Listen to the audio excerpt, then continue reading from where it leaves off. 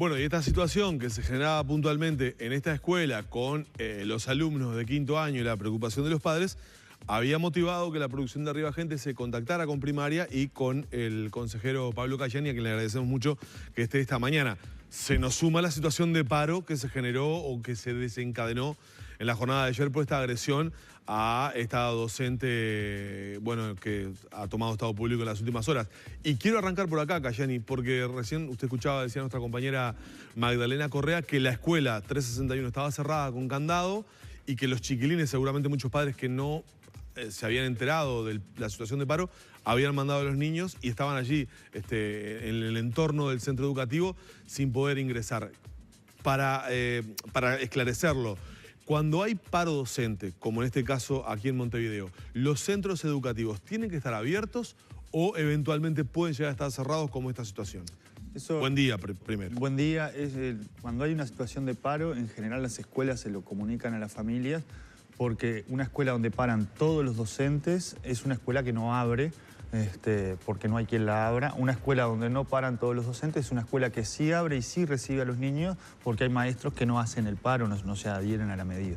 Es raro que una comunidad no sepa cuál es la situación de su escuela, porque en general eso las escuelas lo comunican bastante bien para que los gurises no tengan esta situación de estar yendo a una escuela que está cerrada. Claro, en este caso tal vez la comunicación del paro por parte de ADEMU fue en la tarde. Tal vez la comunicación no se pudo hacer extensiva a todos los padres de ese centro educativo. Sí, debe haber sucedido. Algún problema de comunicación hubo allí para que haya niños en la puerta de la escuela y una escuela cerrada.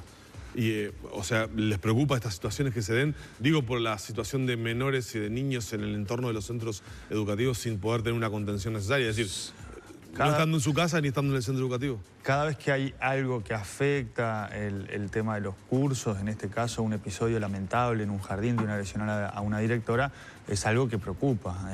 Digamos, nosotros, tanto desde el Consejo como desde el sindicato, nadie hace un paro con gusto, con una sonrisa, digamos.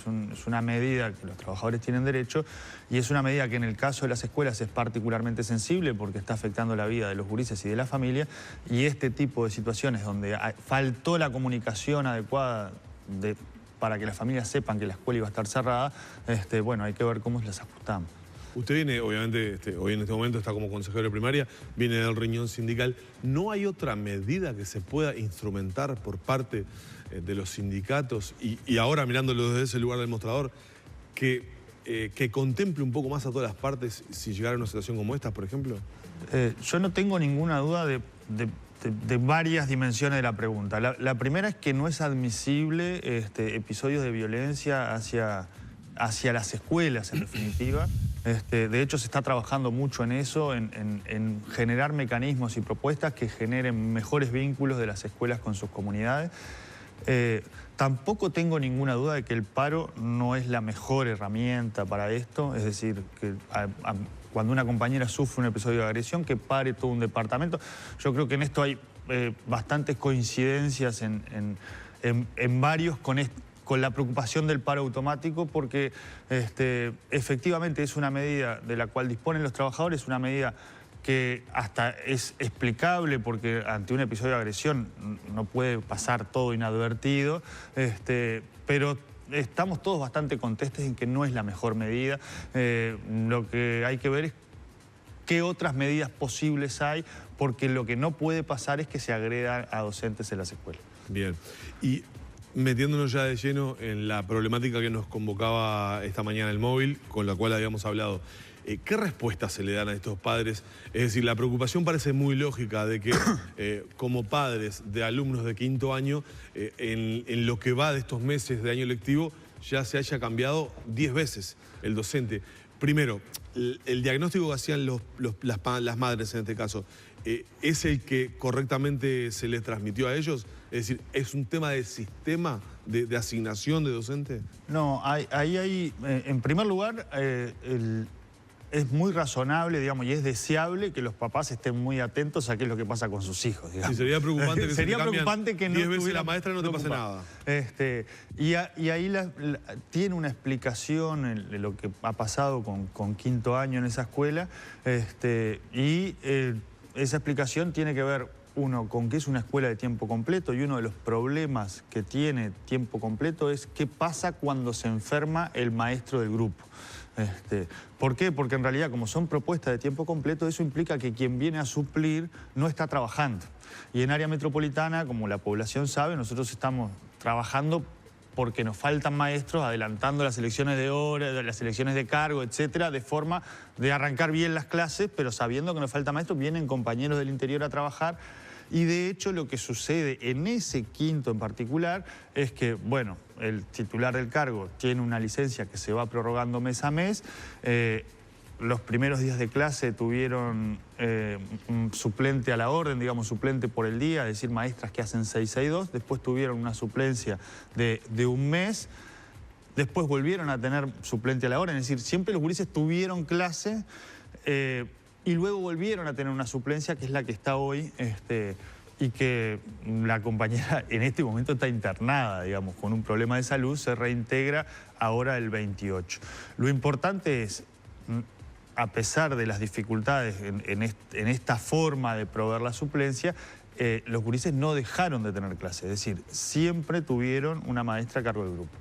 Claro, pero como decían las madres, ¿no? Los niños se desmotivan y ya ni quieren ir porque no saben qué maestro van a tener ese día. En realidad ellos tuvieron 2 suplencias largas de un mes y pico y en el medio suplencias por 662, este mecanismo que tiene la escuela pública de maestro a la orden para que mientras se provee la suplencia ese grupo no quede sin tener clase. Esta dificultad es mucho menor en una escuela que no es de tiempo completo, porque una escuela que no es de tiempo completo, donde los grupos funcionan en 20 horas, efectivamente las suplencias se pueden cubrir con compañeros que optan por cubrir el doble turno. En el caso de tiempo completo tiene esta dificultad porque quien hace la suplencia no tiene otro trabajo. Por lo tanto, es uno de los aspectos a mirar. Nosotros lo primero que miramos es que los gurises efectivamente tengan clase, efectivamente estén en la escuela. Y en segundo lugar, lo que me informaba la inspección ayer a partir de la consulta de ustedes, es esta situación donde la suplente que tiene el cargo y que va a permanecer en el cargo, tiene licencia hasta el 28 por razones médicas. Es esperable que esta suplente se reintegre y continúe el año con normalidad. La suplente entonces esta sería la que finalizaría el año con quinto de esta escuela de la Federación de Rusia. Efectivamente. Allí hay una situación que está mirando la inspección, que es que la titular del cargo avanza mes a mes en certificarse. Si se hubiera certificado de principio de año hasta mitad de año... Claro, con seis meses, por decir algo. No tendríamos este problema de que las suplencias se cortan y vuelven a ir a la elección. Pero entonces hay una asignación de una suplente fija, digamos, sí, es la que maestra, el 28 eventualmente del mes en curso se reincorporaría. Es la maestra que está desde el principio de junio, que el 28 de julio se reincorpore, que continúa con la suplencia hasta que se termine la suplencia. Bien, esto revela, usted lo mencionaba allí al pasar, un problema grande con el tema de los cargos de alta dedicación, como son las escuelas de tiempo completo. Digo, ante la eventualidad o la falta del titular, bueno, la falta de docentes no es nueva, pero particularmente para estos casos revela allí un talón de Aquiles, ¿no? Particularmente para los casos en los cuales los compañeros van generando las licencias mes a mes, porque a principio de año primaria lo que hace es ofrecer estos cargos de suplencias largas en tiempo completo o en 2 cargos de 20 horas a los compañeros del interior que están sin trabajo, es decir, por las razones demográficas del país, se reciben más maestros en el norte de los que se necesitan. Ahora, para venirte de Bella Unión o para venirte de 33, tenés que venir a una propuesta de 40 horas. No podés venir a una propuesta de 20 horas porque no podés armar tu vida con esos ingresos. A principio de año, todas las suplencias largas, los interinatos, se ofrecen, los de 40 horas y los de 20 horas, agrupados de 2 cargos de 20 horas, a todos los compañeros del interior. Cuando son estas suplencias que se van avanzando mes a mes, que ahí son razones médicas, digamos, no son razones que la administración pueda resolver, se genera esta dificultad porque nosotros no podemos ofrecerle a alguien que se venga de Bella Unión por un mes cubrir en área metropolitana con la falta de maestros cargos de 40 horas es una cosa que se hace bastante dificultosa. No obstante ello, la escuela resolvió bastante bien porque, a pesar de la preocupación de los padres, que es muy razonable en tener varias maestras, efectivamente los gurises tuvieron clase. ¿Qué le dijo la inspectora de la inspectora de zona? ¿Hay algún rezago en estos niños? No, ellos están mirando con atención Una mamá decía, no me agarra la escuadra, no me trae un cuaderno como lo traía antes. Ahí, en la medida que se vaya normalizando la situación con la maestra va a retomar los contenidos curriculares. Ahora, lo que estaba mirando la inspección es cómo resolver esta situación en la cual le asiste el derecho, por un lado, a la docente de ir renovando su suplencia de a un mes a quien está por enfermedad, y que esto no afecte este tema de que se caiga la suplencia y cambie la suplente. ¿Por qué? Porque, bueno, hay que congeniar los derechos de los docentes con los derechos de los gurises en términos de recibir una propuesta que tenga continuidad, que tenga un adulto referente, todo lo que sabemos que implica cambiar de maestro tantas veces. Claro, eventualmente se podría llegar a reforzar en lo que queda del año a estos niños, por ejemplo. En realidad estos niños están en una propuesta de 40 horas con una maestra que se va a reintegrar ahora el 28 y lo que va a hacer la escuela es apoyar con todos los recursos que tiene, tanto la dirección como el profe de educación física, etcétera, para garantizar aprendizajes. Digamos, la escuela tiene que resolver, primero, que estén adentro de la escuela y, en segundo lugar, garantizar los aprendizajes. Esa es la preocupación que tenemos todos, la inspectora estaba mirando eso también y, repito, es muy razonable que los papás estén preocupados. Asustaría si los papás no se preocupan ante este tipo de situaciones. Entonces usted le da tranquilidad a los padres que esto hacia fin de mes va a ir tiende a normalizarse. Eso es lo que entendemos desde el Consejo y desde la inspección, de que a fin de mes se normaliza. Bien, y a propósito de las suplencias para las escuelas de tiempo completo, usted decía y ponía la situación, por ejemplo, de los docentes del norte que eventualmente llegan a Montevideo con propuestas de 40 horas. ¿Cuántos faltan? ¿Cuántos docentes faltan? En realidad lo que sucede es que hay líneas de política educativa en la cual todos estamos de acuerdo que demandan más docentes y hay una baja, digamos, en la cantidad de egresados con respecto a la cantidad de personas que salen del sistema o se jubilan. A ver, universalizar 3 requiere más grupos de 3 y eso requiere más maestras para universalizar 3. ¿Dónde hay más niños de 3? Bueno, en área metropolitana, que es donde crece el país. Pasar escuelas a propuesta de tiempo completo requiere más maestros, porque un maestro que cubría 2 grupos pasa a cubrir uno solo. Todos estamos de acuerdo con que tiene que haber mayor extensión del tiempo pedagógico, más gurises en 3 años. Entonces, cuando Magisterio tiene un egreso de unos 700 estudiantes al año y primaria tiene unos 1000 docentes que se jubilan o que pasan a otras funciones, allí tenemos un déficit de docentes. Ahí hay un divorcio claro. Que además, con las líneas de política en las cuales todos estamos de acuerdo, generamos todavía mayor demanda. Lo que se está haciendo en ese sentido es este mecanismo de apostar a los docentes del interior que quieran venir a trabajar a Montevideo en propuestas de 40 horas o en 2 propuestas de 20.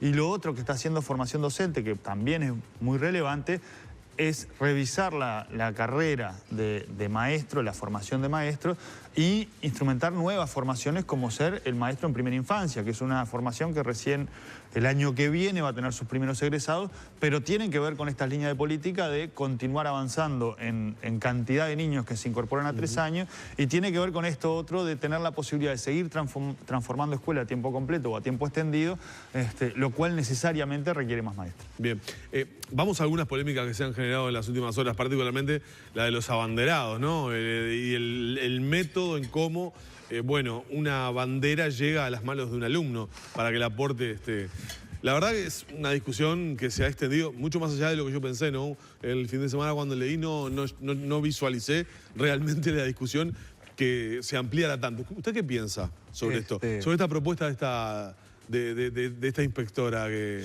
elevó a... Antes de darte una opinión sobre la propuesta de abanderados, me gustaría comentar en qué contexto surge esto. A ver, está bien, hay que contextualizar las cosas. Las asambleas técnico-docentes son un organismo de consulta del Consejo y que asesora al Consejo. Funcionó el viernes antes de vacaciones de julio. la instancia de la asamblea por escuela, Sí. y allí se consultaban una serie de temas que vienen de la Asamblea Técnico Docente Nacional del año pasado y otros temas que ponía la administración a consideración. Entre los temas estaba los formatos escolares, el nuevo plan de formación de maestros, el inventario de desarrollo infantil, que es un instrumento que se desarrolla junto a Facultad de Psicología para hacer la evaluación de las diferentes dimensiones del desarrollo de los niños, los cuadernos para hacer matemática, una propuesta de los uniformes hecha por ciudadanos que nos hicieron llegar los a uniformes las verdes. autoridades. Y las autoridades lo que hacen es ponerlas a consulta, y una propuesta que tenía que ver con la modificación del cambio en cómo se eligen los abanderados. Es decir, de todos los temas importantes... Pegaron las túnicas verdes y las banderas. Los dos, y Uruguay en eso es maravilloso, porque así como tiene 3 millones de directores técnicos, tiene 3 millones de inspectores técnicos. Es una propuesta que hace... la inspección técnica, que está a consulta de las ATD, que está a consulta de la Federación Uruguaya del Magisterio, y que básicamente lo que hace es modificar algo que venía desde del año 89-90. Y acá es importante, esto está a discusión, no está resuelto, y va a tener un proceso de consulta que va a ir más allá del sistema educativo por razones obvias. Para explicar a la población, hasta el 89 los abanderados se ordenaban por nota, inasistencia, y se ordenaba una lista y te tocaba la que te tocaba o el lugar que te tocaba en los escoltas. A partir del 90... O sea, buena nota y sin falta te aseguraba una bandera. Eso daba un orden de prelación, y ahí al primero le tocaba el pabellón nacional, el segundo, así. En el 90 se cambia eso y pasa a ser un sistema que es mixto, digamos. Todos los que tienen más de muy bueno en todos sus años, pocas inasistencias, etcétera, etcétera, forman una lista de alumnos elegibles. Y el grupo elige, por voto secreto, las famosas elecciones de abanderados, quiénes son los que ocupan determinados lugares. ¿Eso está universalizado? ¿Debe ser así? ¿Eso es así en todas las escuelas? ¿O es a criterio de eventualmente alguna escuela que pueda cambiar de No. Eso es así por reglamentación. Hay un reglamento que dice cómo se deben ordenar los abanderados, cómo se vota, cómo se arma todo. Bien. La propuesta actual lo que plantea es, bueno, ese sistema, al ponderar con la nota como algo que te hace ser elegible por tus pares, dejaba a gurises de repente que por una razón o por otra no tuvieron las notas suficientes o tuvieron algún año malo por las razones que sean, y generaba como ciertas diferencias en términos de lo que tiene que ver con la intervención de los adultos. Lo que plantea la nueva propuesta es, bueno, los abanderados van a ser electos también, van a rotar, es decir, no va a ser siempre el mismo el que lleve la bandera uruguaya, sino que se va a elegir como quiénes son los que la van a llevar, y el mecanismo sería la elección entre pares. Y ahí yo he escuchado de todo estos días, pero lo que no he escuchado es, bueno, que haya una elección entre pares implica que estos criterios, que había una parte que lo poníamos los adultos, las notas, y otra parte que lo ponían los niños, que era la elección, implica que todos los criterios ahora van a quedar en la voz de los niños. Ahora, hasta ahora me dio un diagnóstico de situación. Le quiero preguntar a usted. Ahora hicimos el muestreo de cómo está hasta ahora. ¿Usted qué piensa? Yo pienso que si esto nos sirve para darle más voz a los niños, no solo en el tema de los abanderados, sino en, bueno, cómo se organizan los espacios escolares, cómo se organiza lo curricular, creo que vamos por el camino indicado, aunque la resolución sea más o menos correcta. Si esto lo que hace es llevarnos a una discusión donde hay que sacarle voz a los niños, creo que vamos para atrás. No nos olvidemos que los gurises elijan implica que ellos definan cuáles son los criterios. Y los criterios que tienen los niños de quinto, de sexto año, no solamente tienen que ver con quién es el mejor amigo, o pueden tener que ver con quién se ha esforzado más en la escolaridad, pueden tener que ver con quién tiene las mejores notas, pueden tener que ver con todos los criterios que tenemos cualquiera de los adultos para definir un gobernante. Y está claro. Y en el cierre, en el final, ¿lo de la túnica verde puede llegar a tener andamiento o no tendrá eco? No, allí lo que sucede es que las autoridades frente a una propuesta de ciudadano necesariamente tienen que contemplarla, tienen que ponderarla y tienen que poner la consulta, porque si no pecaríamos de una soberbia que saldría en todos los diarios. O sea que se va a considerar. Eso fue a consulta de la ATD.